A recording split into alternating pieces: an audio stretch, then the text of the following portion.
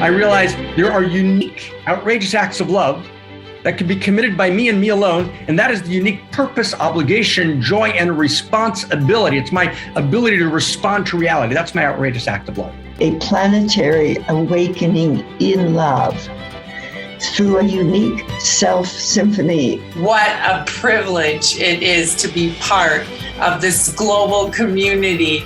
There's a voice within me that asks, who am I, right? Who am I in all of this? Each and every one of us has a unique gift to give that we desperately need.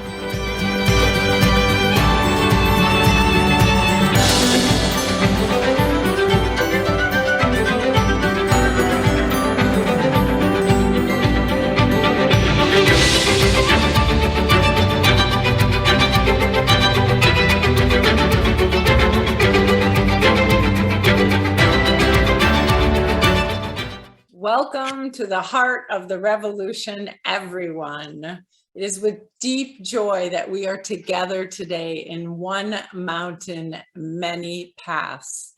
Our mission is what Barbara Marx Hubbard and Dr. Mark Goffney call a planetary awakening in love through unique self-symphonies. We are activating a new humanity and awakening as a new species, Homo Amor, the fulfillment of Homo sapiens. As a church, a synagogue, a mosque, a temple, a zendo, no one is excluded, everyone is included, and we come together to attune to the evolutionary impulse awakening within us. Welcome home, everyone. I'm Christina Tehel, the co-executive producer, along with Krista Josepha, Jamie Long, and Jacqueline Clark, and we are so delighted to gather together for our 304th live community broadcast. What a privilege it is to be part of humanity's flourishing. Use the Zoom and the Facebook chat functions to say hello, to let us know where you're from, to resonate the Dharma, and to speak your prayers. On Zoom, do check that your chat settings say everyone so that we can all hear from you. Care to step deeper into community through the work and practice of creating the great Homo Amor library? Reach out to me for the holy opportunity. My email is in the chat box now. Our weekly gathering, Writing to the Evolutionary Love Codes, will not be meeting for the month of August, but do join us again on September 5th. For those of you who are new to One Mountain, Many Paths, we normally receive a deep transmission of first principles and first values by Dr. Mark Goffney and Barbara Marx Hubbard through recorded sermons of hers. But for the next 5 weeks, Dr. Goffney will step back to invite our unique self-symphony to play our unique instruments through a special summer program where we focus on practicing and embodying first principles and first values, the new story for a new humanity, through a weekly workshop where we focus on practicing and embodying these first principles and these first values. We have an incredible lineup for you of people who have been involved, most of them for years, in studying, living, and generating the planetary awakening in love that is at the core of the political and social revolution of love.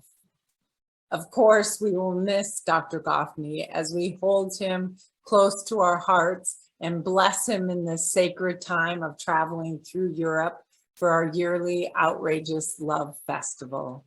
We look forward to his return on September 11th.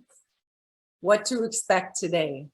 First, a Dharma recap from myself from last week. Then Dr. Tom Ronan Goddard sets our intention. Then David Cicierci resonates our evolutionary love code. Then we step into our evolutionary sermon with Dr. Tom Ronan Goddard. And then we move into meditation to enter prayer again with David. And then Krista will sing us a song and afterwards invite us deeper into community. And then to close, we will bring people on for our goodbyes and a little dance party. Dr. Tom Ronan Goddard began his study with Dr. Mark Goffney a dozen years ago and has been involved with the Center for Integral Wisdom since its early days. Dr. Goddard is a psychologist, counselor, retreat leader, lawyer, and healthcare consultant, and is in the final stages of authoring with Dr. Goffney, Unique Self-Realization, Awakening to the Truth of Your Identity, a book on unique self-process based on a retreat that Dr. Goffney and Dr. Goddard and others created at the Shalom Mountain Retreat Center. I welcome all who are new. We need you. If this is your first time or one of your first times, these teachings do stand on their own, and every week builds on the week before. We do encourage you to go back and listen to previous episodes. Today, you will hear unique language. Trust the magic ways the language or Dharma comes through your understanding. One mountain, many paths is radically committed to telling the new universe story. Now, for my Dharma recap from last week. Becoming Homo Amor, the evolutionary power of gratitude practices. To be Homo Amor, we must be willing to live in the world that's already changed. We must be willing to live the dream now. One of the most powerful practices for doing that is gratitude, being grateful. As Terry Nelson, one of our special guests from last week, shared with us, evolution rewards those with a sense of purpose, and that being grateful is estimated to add 7 years to your life. Wow. So, what is gratitude? Gratitude is the affirmation of goodness. Gratitude is the quality of being thankful or warmly appreciative of goodness, kindness, and benefits received. Gratitude is the affirmation that there are good things in the world, gifts and kindness, benefits that we have received. Gratitude is acknowledgement that other people or sources give us many gifts, big and small, to help us to achieve goodness in our lives. Gratitude arises when an individual, the receiver, perceives that another person or source, the giver, might be God, the universe, luck, the field, fate, or whatever has intentionally acted to improve the receiver's well-being. What might be possible for living our lives as grateful people? And how might being grateful help us in the world to live the dream now? Being grateful widens our frame of reference. It opens the aperture for more options and seeing solutions. It allows us to see the miraculous in the common, appreciate the muddiness of mud. Gratitude makes us young again, allowing us to see the world for the first time like we did when we were children, allows us to be present. Being grateful actually increases our spirituality. Terry Nelson talked about the 4 facets of gratitude. The first facet of gratitude is intensity. How strong do we feel gratitude when we feel it? Second facet is frequency. How often do you feel gratitude? Once a day, once an hour, once a week? Not much at all. What elicits it?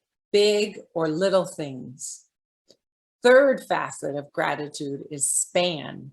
The number of domains in which you feel or experience gratitude around your family, your job, in nature, community, sports, all the places. Where do you feel that gratitude? The fourth facet of gratitude is density, sort of like routes. The number of people through time you feel grateful for a single outcome or life experience. Terry used the example of electricity being on last week on Zoom while he was talking so that he could talk to us at One Mountain, how someone laid out the wires, built the road to lay the wires, how Thomas Edison invented electricity, Thomas Edison's 10,000 failures, and even feeling grateful for Thomas Edison's parents. How expanded, how far around and back do we let our gratitude for our interconnection get us? When Einstein was asked what he thought was the most important question a human being needed to answer, his reply was, is the universe friendly or not? Practicing being grateful, as Terry talked about last week, is practicing answering Einstein's question with the answer, yes. Yes, it is. Yes, the universe is friendly, and it's friendly to us personally. When we are being grateful, we create the words of that yes in the world, in ourselves, and in others. Now, I invite us to more deeply enter into the holy and sacred spaces of One Mountain, many paths, and I turn my word to you, Dr. Tom Ronan Goddard. Christina, thank you so much. I'm also just delighted for the privilege of being with you all today. This section of our time together is called Setting the Intention. What is our intention for this morning, or for that matter, for any morning? This question not only invites each of us to ask, well, why did I decide to attend One Mountain, many paths today? But also, what intention do I bring to this time I will spend in this community today, regardless of where we are? We've heard our beloved Dr. Mark utter his admonition that this is not a new age self-help encounter group whose main purpose is the personal development of each member of the community. It's not who we are. Certainly, personal growth and development can and does, of course, happen here in this beautiful container. But if that's why we've come, we are certain to be disappointed and worse, miss a really gorgeous opportunity. One of the teachers who, along with Dr. Mark and my late friend Jerry Judd, have influenced me the most in recent years is a Shaivist Tantra teacher named Christopher Wallace, who's also known as Harish. He speaks eloquently about establishing right motive or intention for one's spiritual practice. Frankly, as I sit here now with you all, it strikes me that in this moment, it's a wonderful motive to bring to all of our endeavors, whatever we're up to. He begins by cautioning us about less aligned motives that might arise. And 3 in particular, he says, here's one of them. I practice because I'm broken and I need to fix myself. Does that sound familiar to any of you or us? I practice to attain a pleasurable spiritual experience, a good buzz off of God, you know? Or I practice to make myself more powerful, or to gain control over my life, or even, in some cases, sadly, the life of others. Instead of these non-aligned motives, non-aligned with the reality of being, each of these has a curative counterpart, thank goodness. Here they are. I'm not broken in need of repair. My motivation to practice arises from self-love. I practice out of a motivation born in self-love. Here's the second antidote. Because spiritual highs always dissipate as I return to my default state, you know that feeling when you go all the way out into the glory of divinity and you come back to kind of your set point. My intention is to raise the vibration of that default state, of that set point. This happens as over time I gain a more accurate and complete understanding of the truth of who I am, the truth of the nature of being. And then the third antidote, motivation, is rather than enhancing my own power, I practice or even just do this next task for the benefit of all beings. So this leads today to today's prayer of intention. And I invite you to take this in as, or some version of it, as your prayer for today's intention for this time. Try it on, and maybe beyond this hour we have together. Here's the prayer. May I participate in today's One Mountain, Many Paths out of love for myself, with the desire to know the truth for the benefit of all beings. And so now I will turn it over to the reading of the code. And I think that's David. Tom Ronan, so good to see you on this side of the screen, to see your shining, beautiful, amazing face. And I love to feel into your deep wisdom. So our code today, it's a core code of unique self. So we can actually feel into the depths of it and realize that it's something genuinely real, a perception of God and perception that we can actually model here. So it'll set us up for Tom's talk today. This week's evolutionary love code. Evolutionary love is not merely an emotion, it's a perception. The evolutionary lover sees with God's eyes, because love is a perception at its core, a perception that generates emotion. There is great hope in love. The universe sees, and the universe sees love. The universe feels, and the universe feels love. Seeing generates feeling, and feeling generates seeing. But we must first start with perception, because perception can be trained through practice.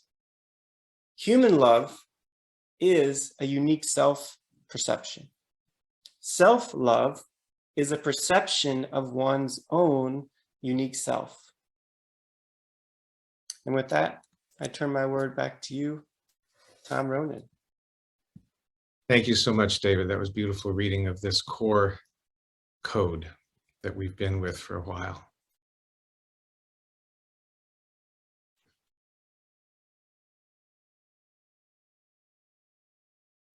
Namaste.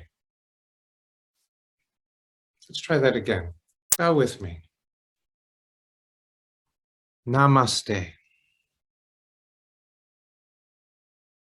This word has become quite common in the West.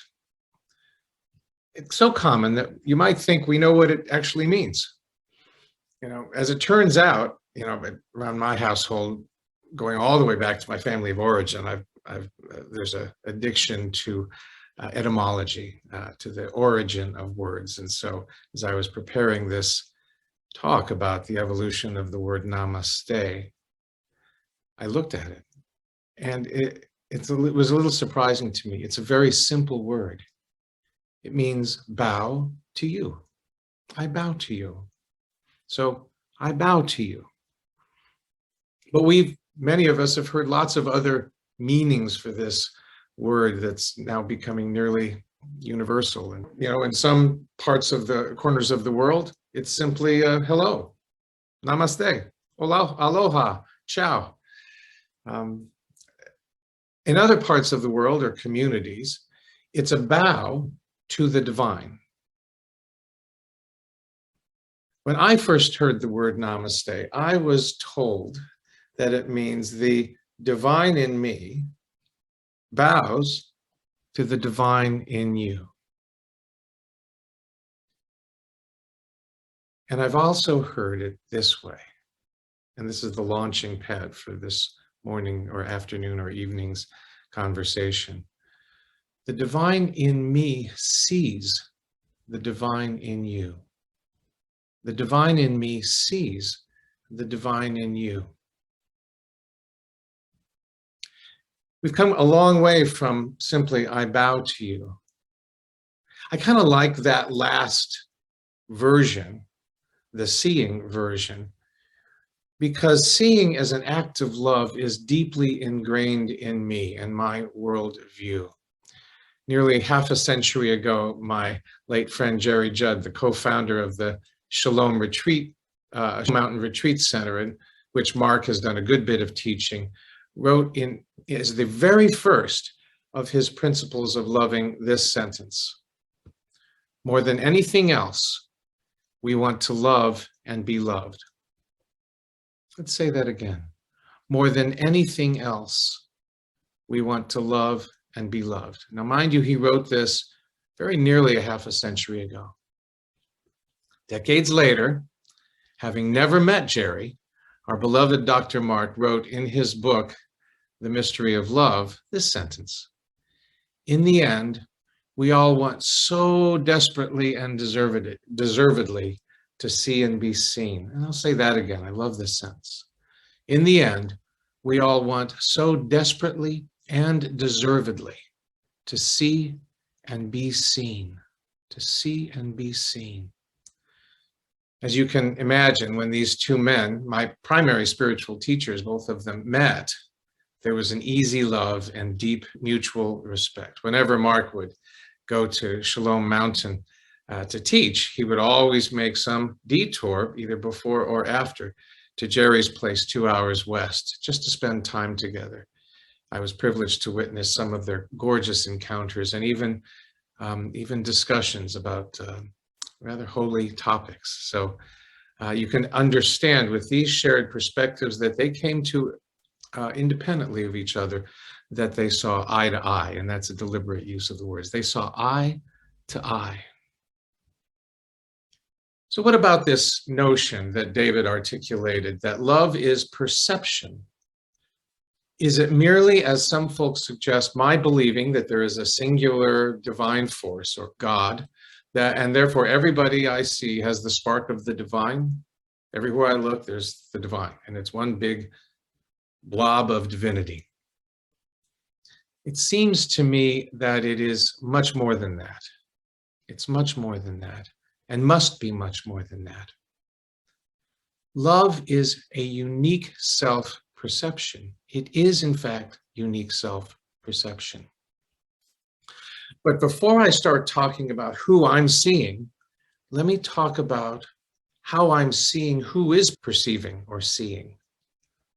Because if I don't know the truth of who I am, then I do not know my own holiness. And here's the truth. You and I'll start with I. I'll start with I.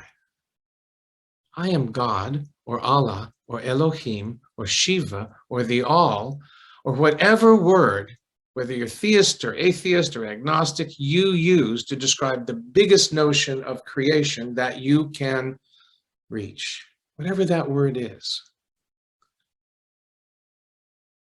But again, certainly not all of that, and not just an indistinguishable part of that impersonal blob of divinity. I am, you are, God having a unique experience through you, in you, and as you. Through me, in me, and as me. I am, let's pick out of that list, Shiva. I am Shiva having a Ronayne experience, a unique experience that I'll call the Ronayne experience. That is my life experience. And the same for you, just insert your name in there. I am, whatever word you use, having a, insert your name here, experience. Why doesn't it feel like that much of the time? Or sometimes even ever for some people, it just doesn't feel like that's so. It's simple. We forgot. We forgot. We forgot who we are. And we will forget again and again. Even if we remember, soon we'll forget. And then we get to remember and come back to the remembering of this fundamental truth of identity. I am, you are, God, Allah, Shiva, Buddha, the universe, the cosmos. Even atheist, a great atheist astronomer, astrophysicist Carl Sagan, we are a way for the universe to know itself. So all of us, no matter how we see the whole thing working out, can plug a name in there, so long as we plug our name in there, having a unique experience as a witness to the all. So if that's the case, then you are literally seeing with God's eyes, whether you know it or not. These eyes right here in your head, you are seeing with God's eyes, whether you know it or not. But if you know it and can have a sustained experience of that way of seeing, you're partway there, an important way, part of the way there. The rest of the way, or at least the next step along the way, is to fall in love with your holy uniqueness. There are many practices. Sometimes psychotherapy can help with this, spiritual practice can help with this, getting into nature, forest bathing. There are all sorts of ways that we can foster our own sense of self-love such that we can totally dive deep into a love affair with ourselves in our uniqueness. At the root of it all, it's an invitation to get to know who we are and to love everything about us, our gorgeous self, our less than gorgeous self, everything, and trust that everything, even those things that feel like flaws, mistakes, or deficiencies, is a feature and not a bug, a feature and not a bug in the system that is you. Now, what about this seeing thing? Let's get back to the seeing. If you can recognize, if I can recognize, if we can recognize that we are seeing with God's eyes and seeing each other and everything around us with holy, sacred eyes, all that remains is to recognize that that person that I'm seeing over there is not only divine, but is divinity having a unique experience through, in, and as the other person. To recognize that every aspect of that person that I'm seeing is a feature and not a glitch. Every aspect, even those that trigger something in ourselves or cause us to wince. So we're left with this sacred encounter. Think about this. Two unique expressions of the divine recognizing each other. Imagine that. Divine, divine, looking at each other, recognizing each other like old friends, dripping in love and appreciation. Oh, I see you. I see you in your gorgeous uniqueness. I see you in your gorgeous uniqueness. And that's how we evolved namaste from a simple I bow to you that we might find ourselves saying to perhaps with a wordless gesture. We don't even have to say it if we know the truth of what this means. The unique expression of divinity that I am sees the unique expression of divinity or God that you are. How could that sentence not automatically produce a bow in us? If I truly get who I am and I truly see who you are, how could I not bow to you in awe, gratitude, and appreciation? How could I not weep at the privilege of being with you? Oof. How glorious such an encounter. So, my dear friends, God, having a unique experience through me, in me, and as me, sees you in your uniqueness as a gorgeous expression of divinity's infinite love. Now, we could end there, but I won't. Because there are a couple of more steps to go.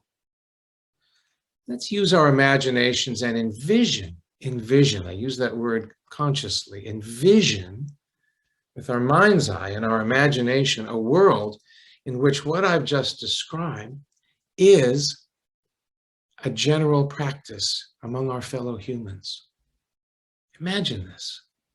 If we just walked around day-to-day life like that, with all the richness of this unique self-perception meaning we've explored this morning and afternoon and evening so far, what would that be like? What might be possible in such a world? In the retreats I co-lead at Shalom Mountain, it's a Thursday through Sunday retreat, and on Friday mornings, we have a process before breakfast that we call beholding. And it's all the retreatants get together and we kind of find a partner and we just gaze into each other's eyes. As it turns out, humanity doesn't do that very much. We kind of glance at it. It's a little threatening for many people. In fact, it can be overwhelming for folks who have not much practice in that, just looking straight into each other's eyes like this. And allowing ourselves not just to see, but to be seen, to be seen. Invariably, the report of people coming out of that process around the breakfast table on a Friday morning is, oh my God, that was so intimate.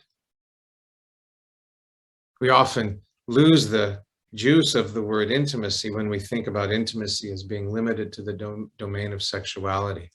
But no. Intimacy, it's intimate to see each other and to be seen. Now let's remember what Dr. Mark has told us for many years, which I've bought into, that every crisis that we face is a failure of intimacy, every one. And I've checked it out for several years now. I can't think of a crisis that is not a failure of intimacy. Let's pull out a couple of examples of some of these crises. Pick an ism. Pick a racism, or pick classism, or pick a phobia, transphobia, homophobia, or pick anything that turns our fellow humans into something other than a unique expression of the divine. I'll just take my case, for example. Oh, there's an older white cisgendered male, American, privileged. And then to leave it there and to think that you know who I am. Because you have an idea in your head, an image in your head as to what people that are described that way are like and who they are. Well, when we do that to each other, we create these crises of intimacy. We're not seeing with God's eyes. We're not seeing the divinity over there. And we're not allowing ourselves the glorious intimacy that is actually possible in interpersonal human encounters. So imagine if we all of a sudden stopped making each other into two-dimensional, almost cartoon-like figures. No detail, no depth, no understanding. When this happens, we often hear this: "You don't know me."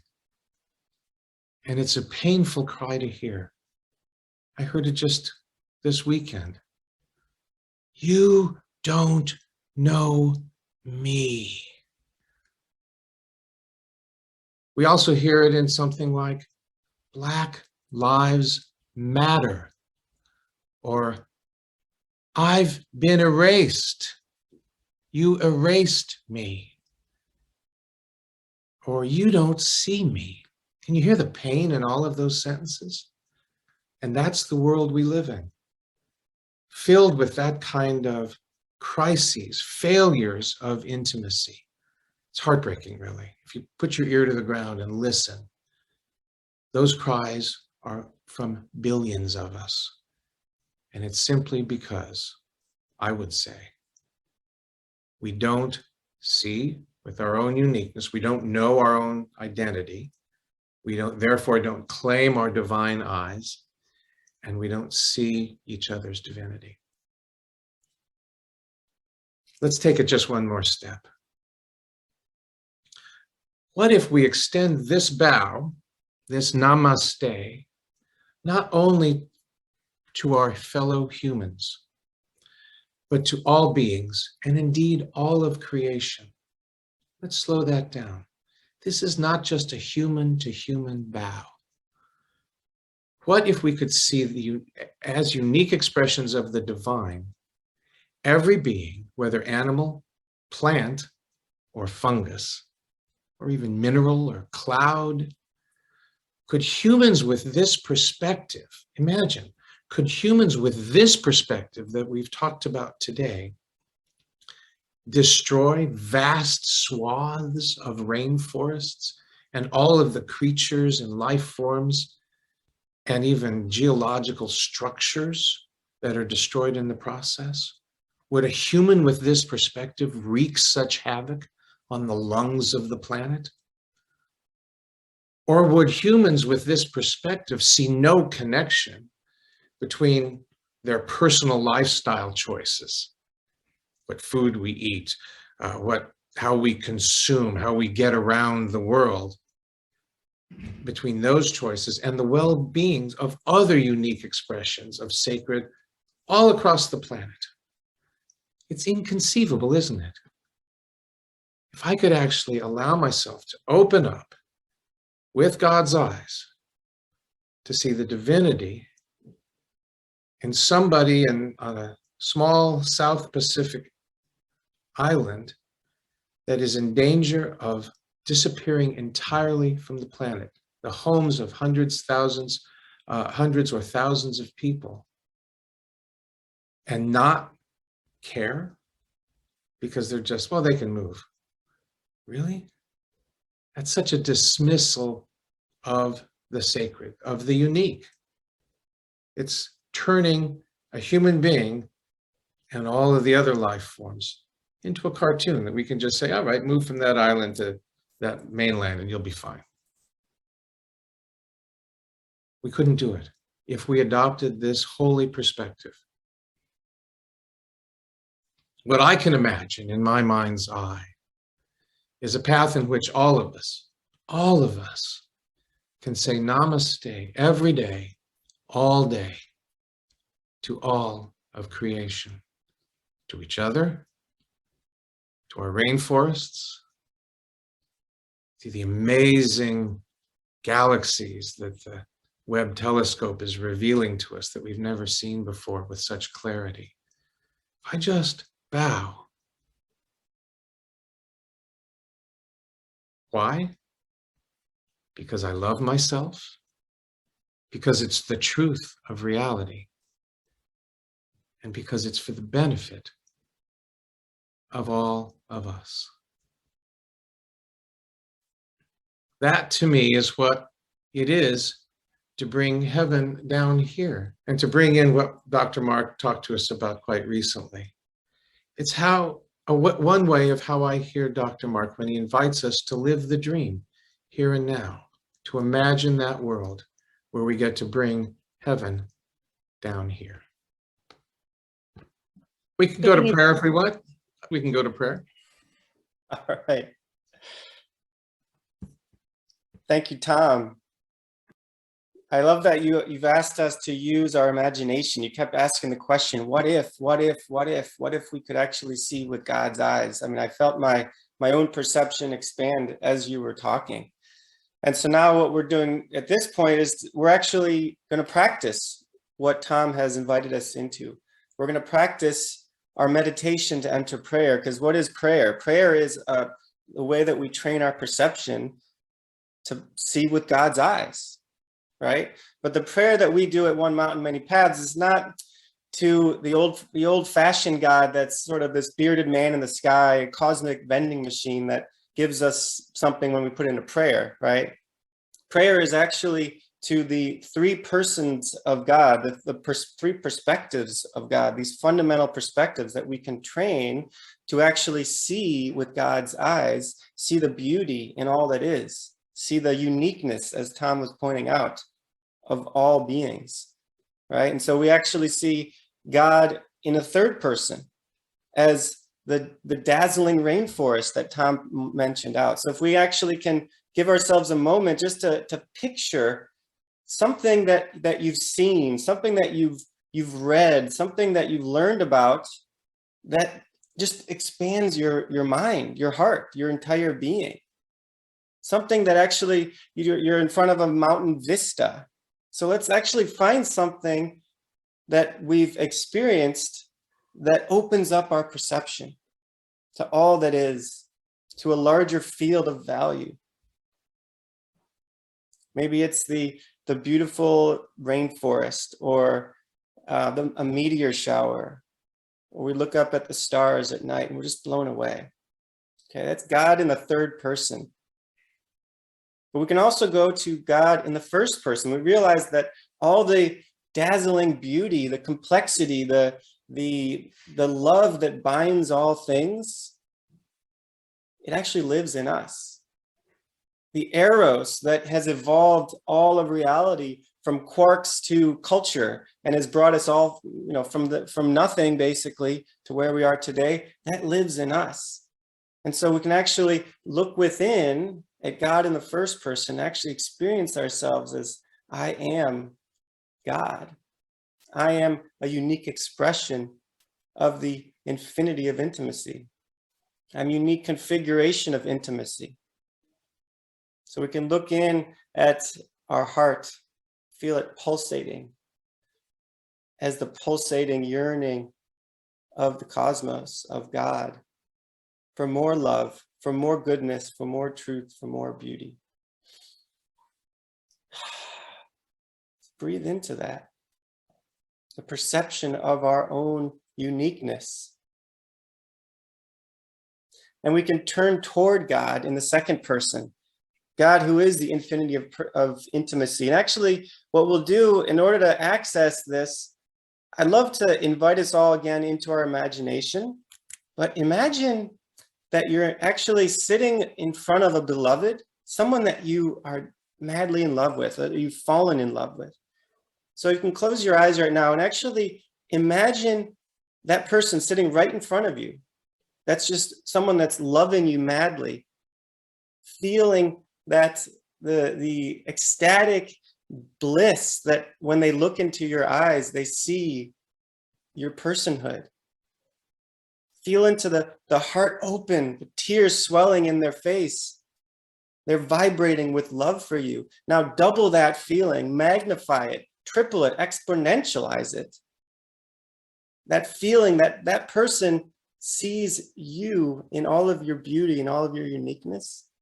I know one particular person right now I'm feeling into, and she breaks my heart open just thinking about how much she loves me. So access that, access your heart.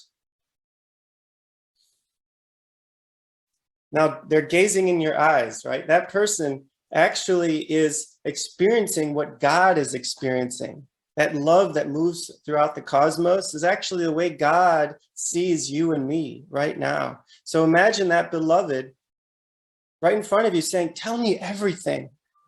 I love you as you are. I love you how you're becoming. I want to see all of you. I recognize you. I desire you. I adore you. I need you. I choose you. I intended you. I love you madly. I celebrate you in all of your greatness, and I hold you in your brokenness, and I'm carrying you. I see you in your irreducible uniqueness. That is God seeing through us. That is what is to love, which Mark always says. To love is to see with God's eyes. And as the code mentioned today, to love is a unique self-perception. So with that realization, with that practice, opening us up to a larger reality of our perception of God, we're going to go into Hallelujah like we do as our practice often asks us to do, the same practice over and over to evoke something deeper and deeper, a commitment to practice. And as we're listening to Leonard Cohen, let the invocation, the practice continue to open us up, and write in the chat box, from this place, I pray, from this seeing with God's eyes, the love of God, practice, I pray for everything. I pray for myself. I pray for my beloveds, my friends, my community, the world, the entire cosmos. So take us inside the holy and broken Hallelujah and let the prayers pour out.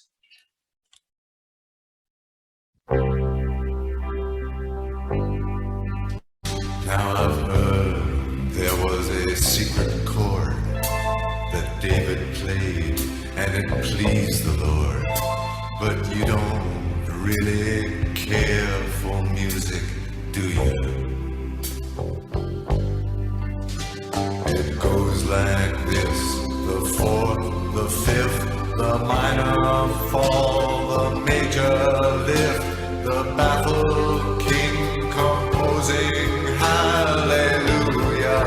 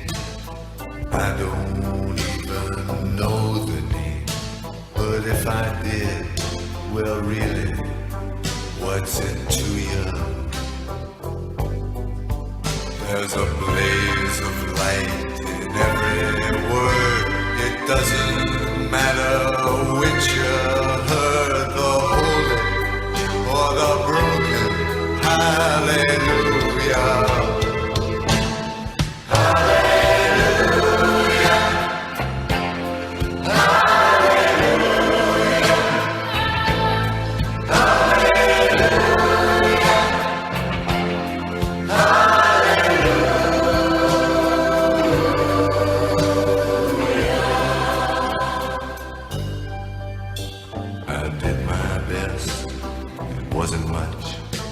I couldn't feel, so I tried to touch. I've told the truth. I didn't come to fool you. And even though it all went wrong, I'll stand before the Lord of Song with nothing on my tongue but hallelujah.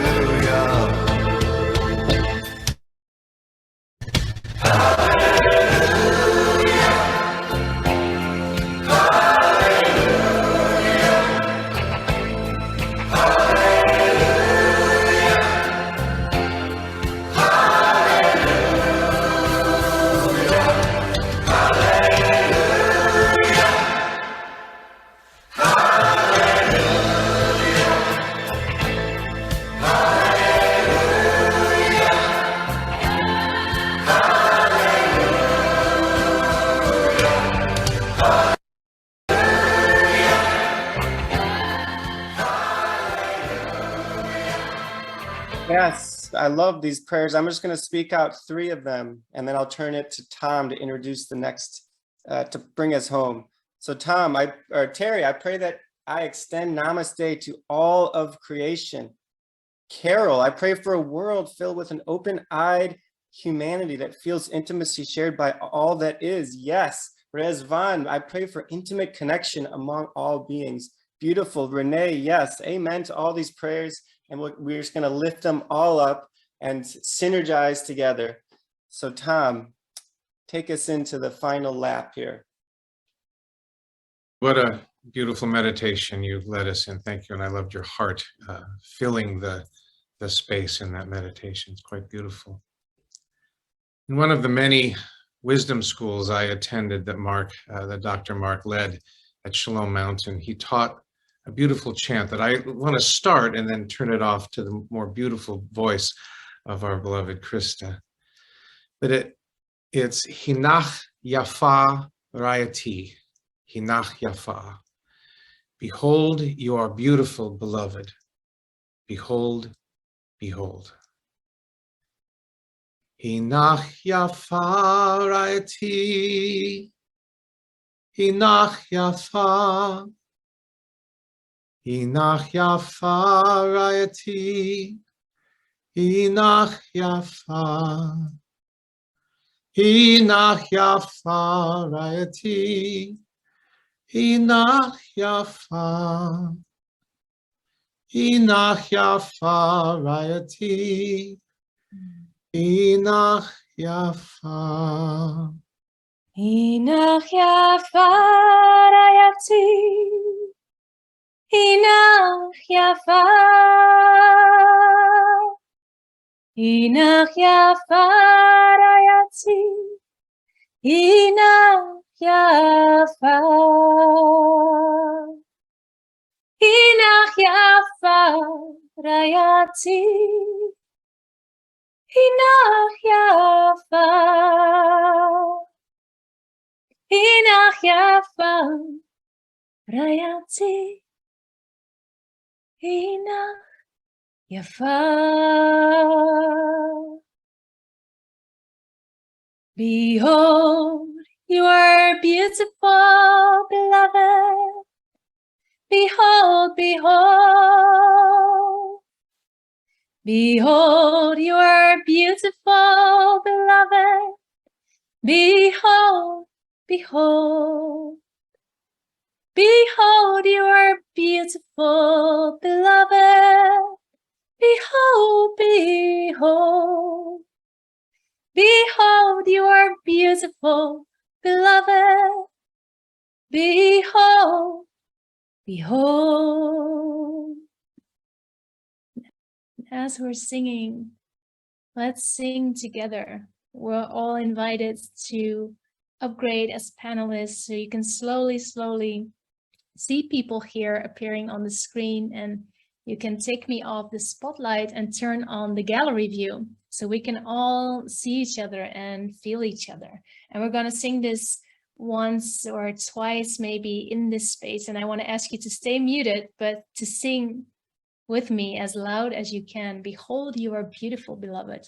Just like Tom guided us today to see with God's eyes.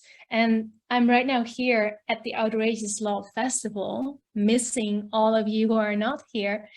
And we're here together in this field of outrageous love. So I just want to kind of bring that into space so we can all feel that and feel each other. And it's so beautiful to feel each other, to wave at each other. Renee and Vaiva and Lindsay and Oriana and Paul and Carol, Jacqueline, and there's Linda. And the practice that we're doing here at the Outrageous Love Festival is to meet each other on the path and to be face to face with each other and to fall madly in love with each other. So this is our invitation here, and I want to share that invitation also with you as we sing it one last time together. Behold, you are beautiful, beloved. Behold, behold. Behold, you are beautiful, beloved. Behold, behold. Behold, you are beautiful, beloved. Behold, behold. Behold, you are beautiful, beloved. Behold, behold.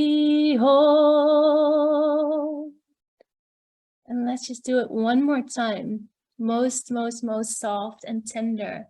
And maybe you want to close your eyes or just turn your attention to yourself, and you can caress your beautiful cheeks or put your hands on your heart and just sing as we have these evolutionary eyes and we look through the eyes of God. We can also look at ourselves and see our own, be blown away by our own beauty. Behold, you are beautiful, beloved. Behold, behold. Behold, you are beautiful, beloved. Behold, behold. So tender. Behold, you are beautiful, beloved. Behold, behold. Behold, you are beautiful, beloved. Behold, behold.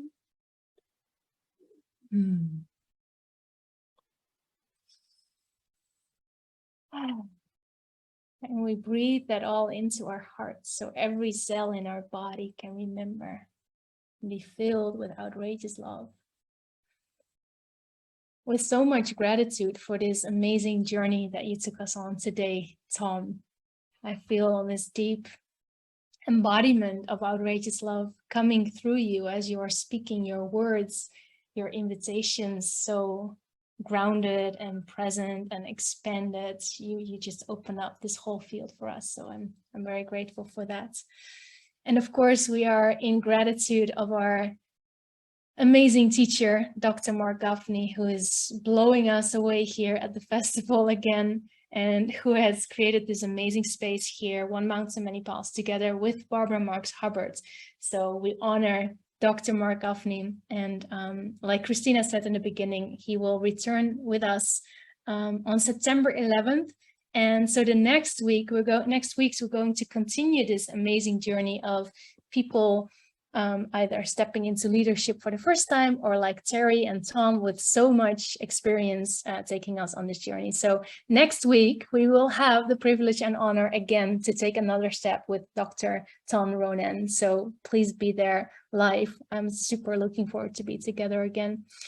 And right now, as always, we're going to lift our spirits with a little dance. And this dance is particularly chosen by Tom for us to blow it out together today. Christina. And